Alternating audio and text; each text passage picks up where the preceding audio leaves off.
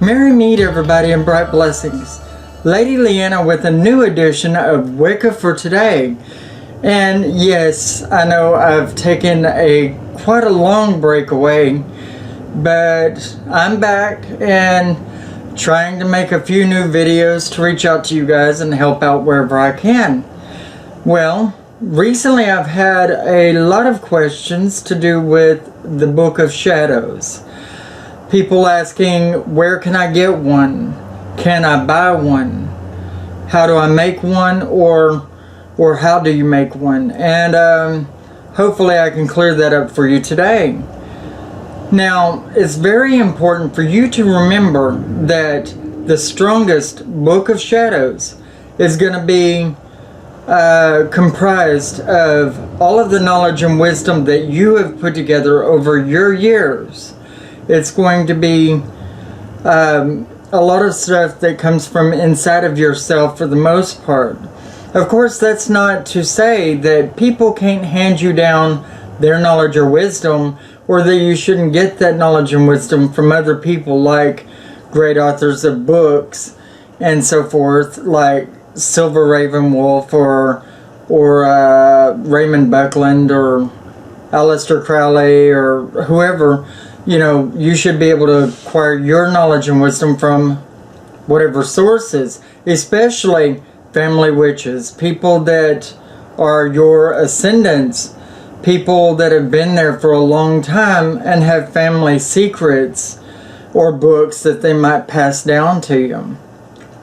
A lot of times there are genetic witches that will have this information passed down to them, and including books that they'll hold and cherish forever.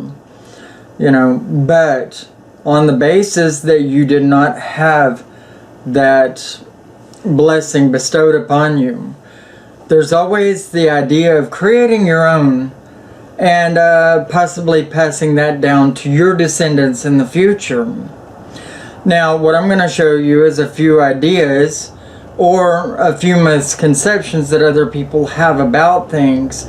We're going to try to cover whatever we can on it. First off, a lot of people feel that they can keep a collection of many books, like this one, made by various authors. This one's a dictionary of dreams. And dreams, no less, is a great tool for divination as well as enhancing your abilities within the psyche. Now, a lot of people will have a collection of these many books and consider it to be their Book of Shadows. And it can be powerful if you have every bit of faith in it. If you read quite a bit, you can use these knowledges and wisdoms, like I said. You know, but a lot of people that do have these collections and rely on them also keep a journal for their own works, their own deeds, the knowledges and wisdoms they collect along their pathway within whatever religion that they're in, whatever path in paganism that they're in. And so it's not a bad idea, but you should keep a journal, and you can do that in things such as this, folders of any various type or sort, you know. But I suggest these particularly are only good for really note-taking for the most part and at the earliest stage of your religious walk, you know. Also, people will take binders like this, 3-ring binders, and they'll make books of shadows out of them, whether they print it out or write it down in ink, you know, which, by the way, I always suggest people that they write things in ink and in their own hand, you know, because the pen acts as a wand in this particular case, and the ink has all kinds of your minerals and so forth in it that does add power to your pages, believe it or not, going down through the butt of the pen, throughout the pen, and into the paper through the ink. And this is kind of important to me, to older witches, people that have been doing this for a long time, because it does work. how else are you going to empower the pages of your book? And a lot of witches will print them out.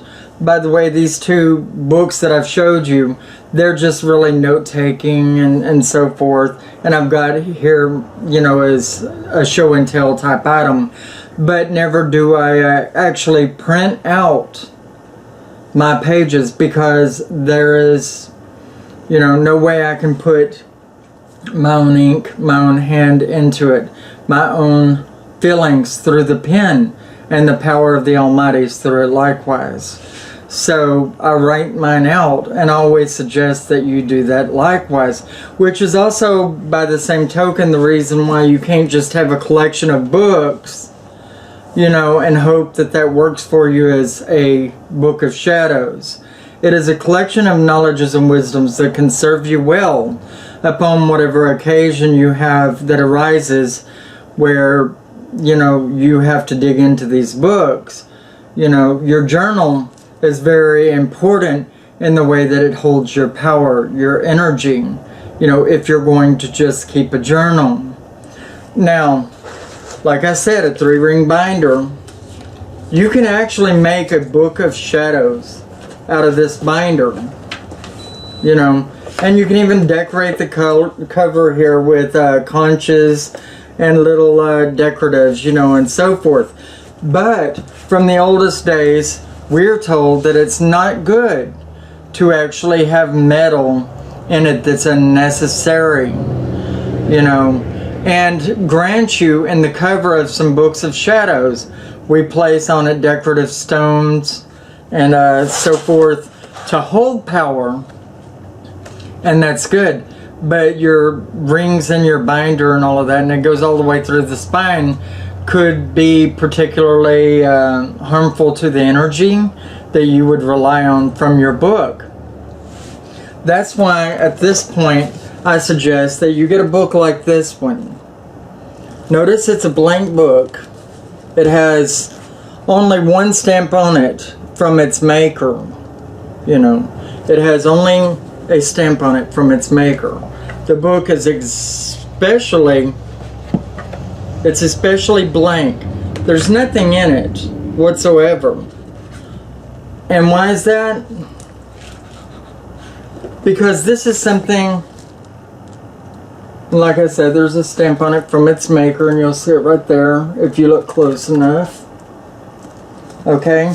But it's blank because you want your feelings, your words, your thoughts, your understandings from whatever it is that you've learned from your path. You want that, and you want to write it down in your own handwriting through your own pen, with your own feelings going through it, and with the power of the Almighty unifying with you as you write it. And you know, if you're afraid because the pages are bound into the book, if you are afraid of making mistakes and having an ugly looking book or whatever, some people will write everything down on paper and then paste it into the book. They also scrapbook different things like pictures or whatever and paste in there as well. And there's nothing wrong with this. It's not the way I do things. I like to actually write everything down. And the mistakes in it, it's all part of who you are or what you've done.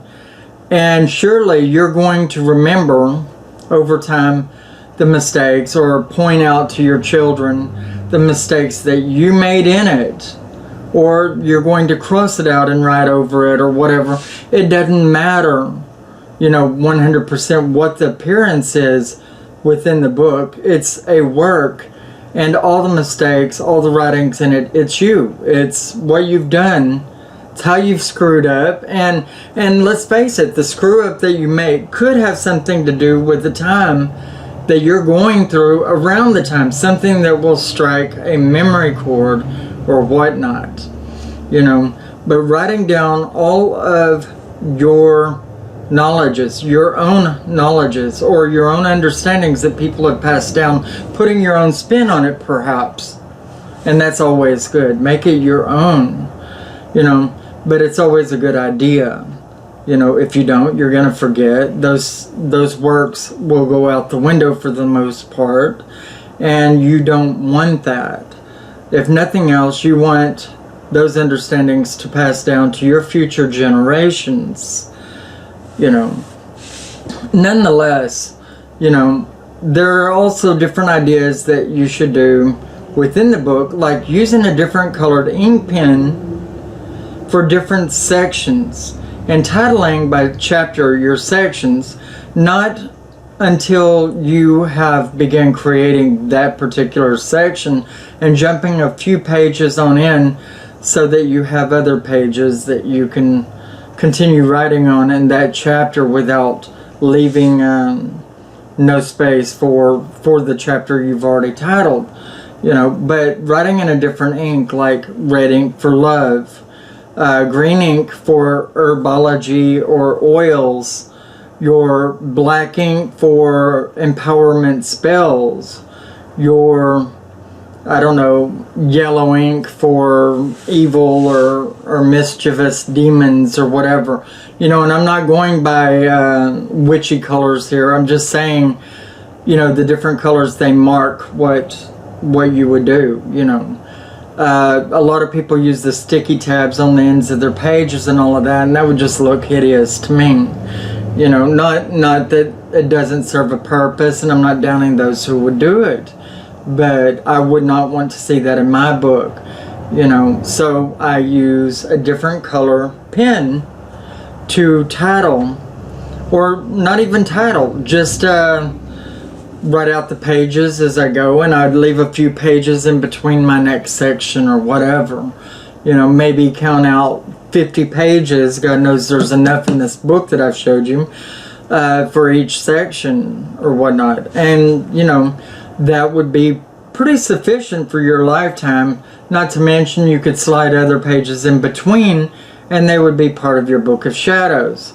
Now, as far as the cover goes, you can take, like I said, decoratives, and you can put them in the corners by hot glue, you know. And I know that's not 100% natural, but how else are you going to do it?